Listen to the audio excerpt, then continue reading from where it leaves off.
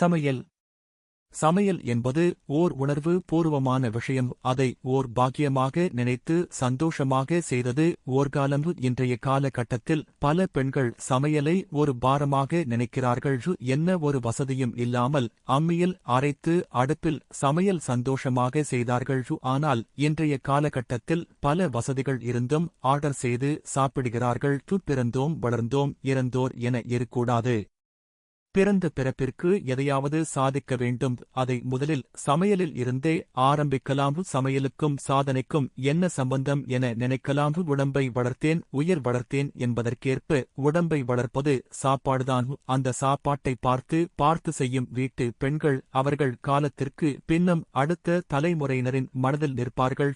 ஏனென்றால் அவர்கள் செய்யும் சாப்பாட்டில் அன்பு பாசம் நேசம் அக்கறை நிறைந்திருக்கும். எனவே முடிந்தவரை நாம் முக்கியமாக பெண்கள் சாதிக்க நினைப்பதை சமையலில் ஆரம்பித்து வீட்டில் உள்ளவர்களின் அன்பை பெற்று சந்தோஷமாக வாழ்வாங்கு வாழ